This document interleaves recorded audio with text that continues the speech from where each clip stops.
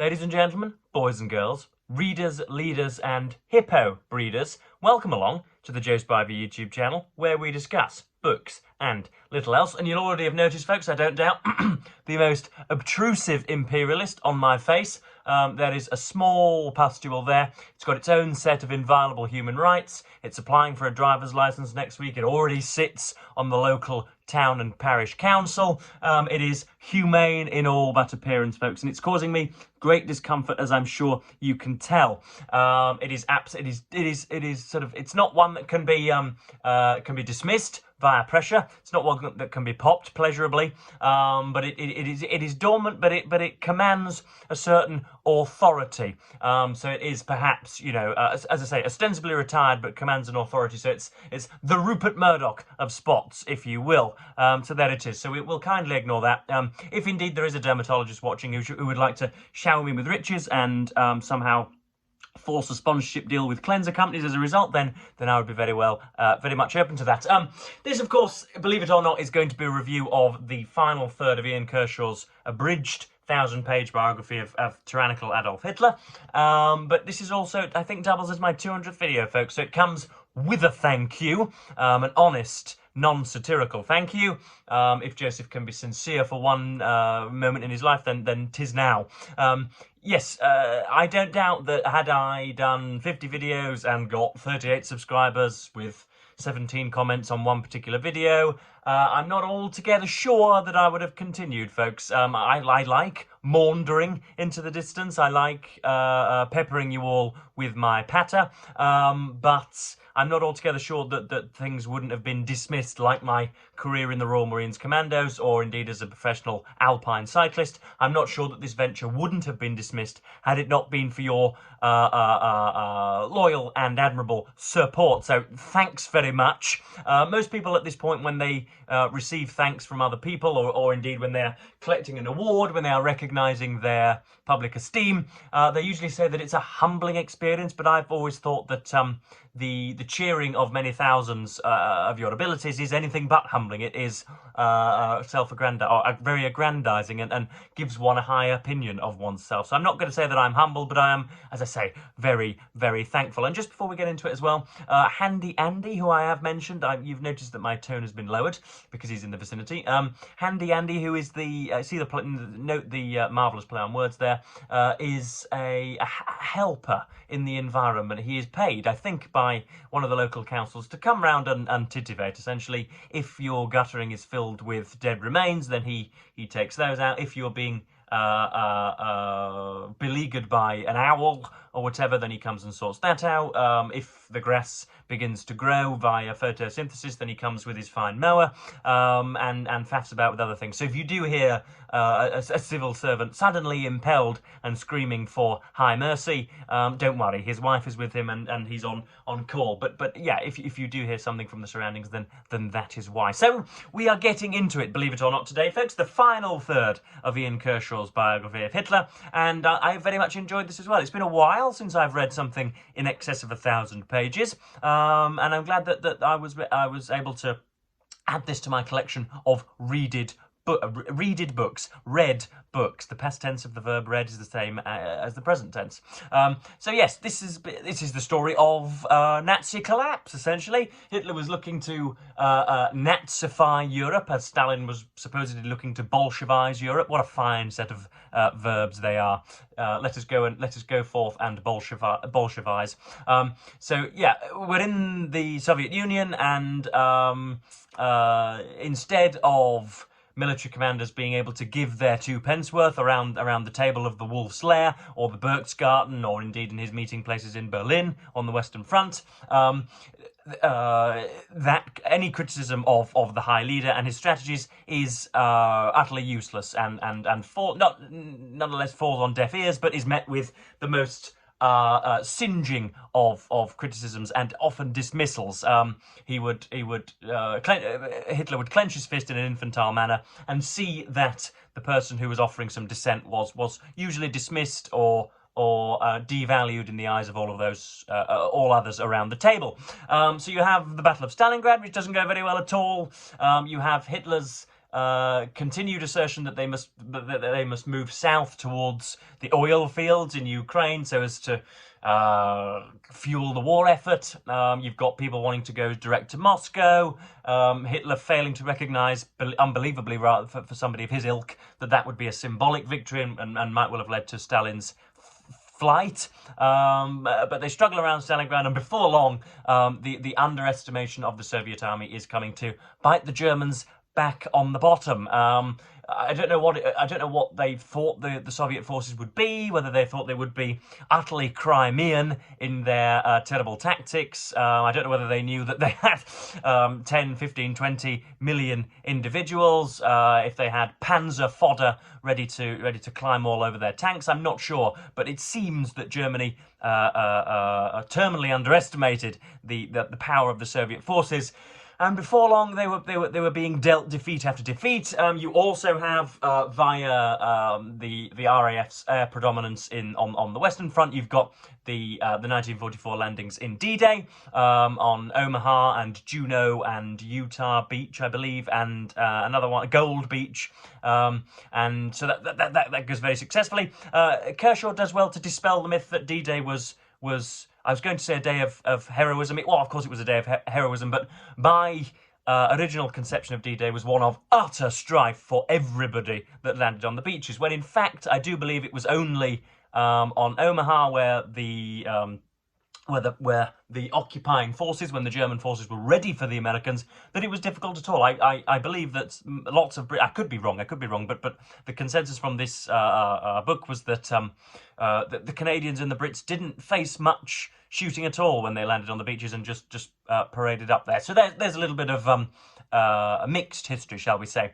So that's and then before long they rampage through France, and Hitler's days are numbered, and the Third Reich's days are indeed numbered. But it's all done in a very examinatory style. Kershaw never lets himself run away on his own principles. He's always very willing to ground himself, if you know what I mean. I'm speaking in crude and crass generalizations here, but there we are.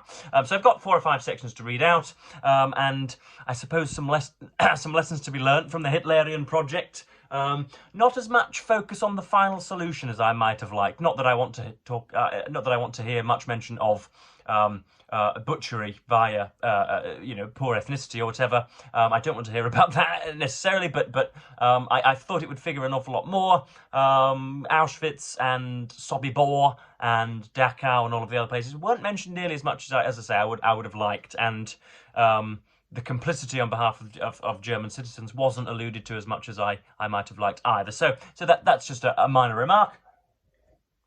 But we do have stuff to read out for you. The first section deals with another dispelling of another myth. The idea that if the belligerent, bellicose, verbose Adolf Hitler, the beer hall ashtray kicker, if the rabble rouser had just simply left the military machinations to the military command, if he'd given it to the professionals who knew what they were doing, then German chances of military victory and geographical hegemony might have been improved, is rubbish.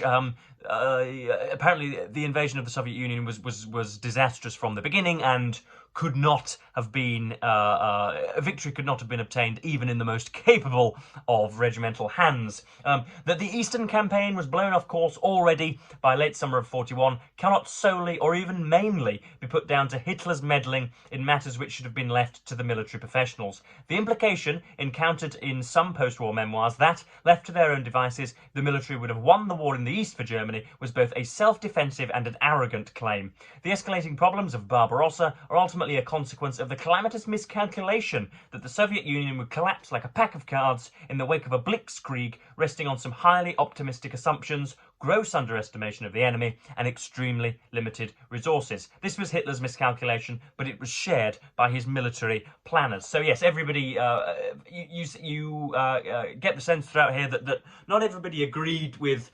the exact tenets of Nazism, but nearly every centre to right-wing German military commander, German political operator, German citizen was whether such a fear was justified or not, were very, very fearful of Stalin's Russia and the prospect of the spread of Soviet communism via military ways or ideological ways. So that was very, very interesting to hear. Next up, we have talk of Mussolini, who was essentially just an Italian attack dog, who was the initial something of a what should we say, a pageant-esque inspiration for Adolf Hitler and his own, his own fascistic fever dreams. But believe it or not, the Italian military might wasn't what Mussolini was saying, and before long they had again dealt defeat after defeat. And then I believe Mussolini leaves office, and Adolf Hitler has to first, or at least the leading Nazis have to first ascertain whether the Duce is still alive, whether he is still willing to be a political force, what on earth to do with dear benighted Benito.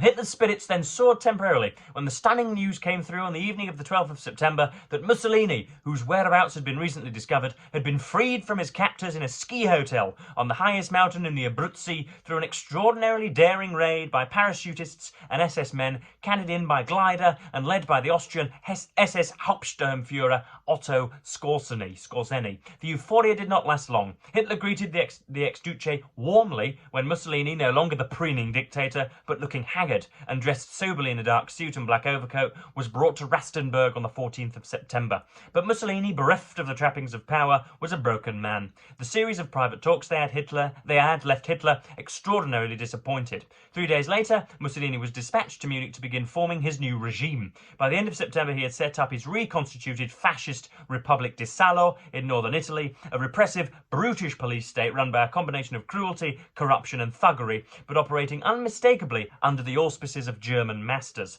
The one-time bombastic dictator of Italy was now plainly no more than Hitler's tame puppet and living on borrowed time. Now that is both, I suppose, historically exact and has a literary allure, does it not? There are a great many adventurous adjectives in there, and you know that I'm a sucker for an incisive subordinate clause, and so when a historian wheels one out, then I can't help but praise him. Next up, we have The Luck of the Devil. This is a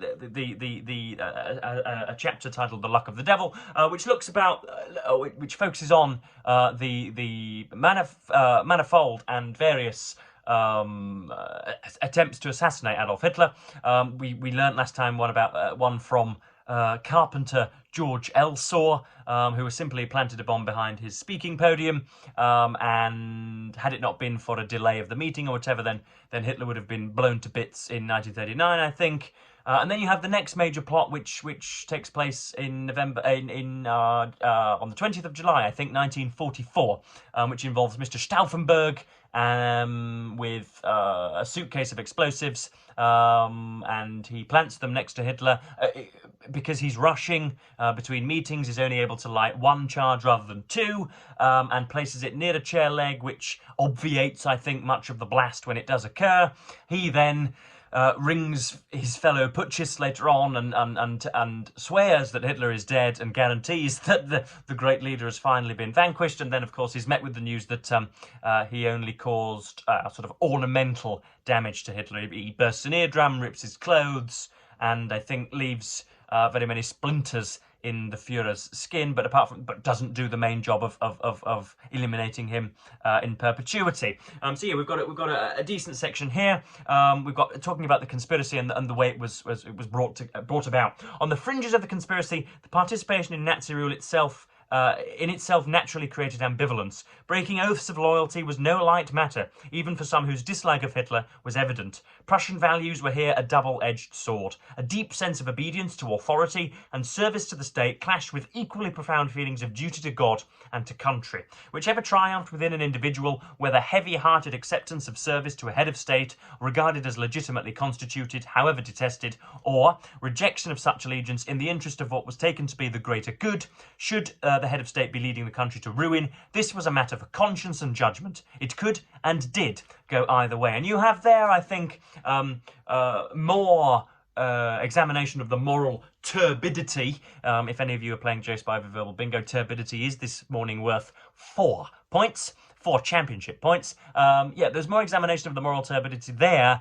than there is in, oh, goodness knows what, centuries and centuries of novels, of fictional novels, which are designed with that intent directly in mind. So I thought that was a pretty excellent section. You've got people who want to remain loyal to a head of state. Of course, you have the sort of legal trickery, which means that any criticism of Hitler could necessarily be classed as treasonous, and therefore liable to result in one's head becoming irrevocably loose from one's body. In other words, you could well be executed for saying that Hitler's brilliance was perhaps not ineluctable. And so you've got that, and then you've got adherence to convention, not wanting to upset the apple cart, and then the realization that not only is the Soviet project doomed, not only is the Western project doomed, but Germany itself could well be doomed if this mustachioed megalomaniac is left in power for another 10 or 15 days. But unfortunately, that assassination attempt is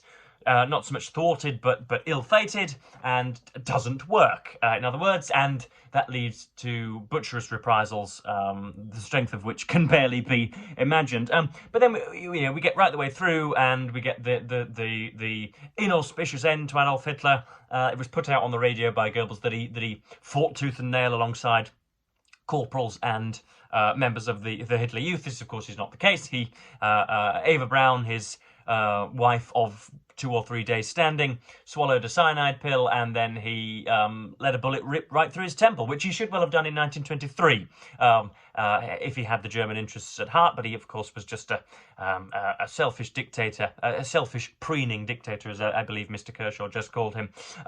So yeah, that's the end. They're in the bunker for the last 3 or 4 weeks. They barely see daylight. Their bodies are burnt. But it I think has been identified. It was later identified by Russian doctors that Hitler indeed was there, and not oaring a Lido in the Gulf of Mexico, or I don't know, lighting a fire in Missouri. There are a lot of conspiracies about Hitler's escape and the possibility of him reviving a movement in Argentina, of all places, but this, of course, is not true, because mandibles and jawbones and teeth have been identified as irrefutably and indisputably Adolf Hitler. So he's not around the place. Anyway, he would be what 110 years of age by now.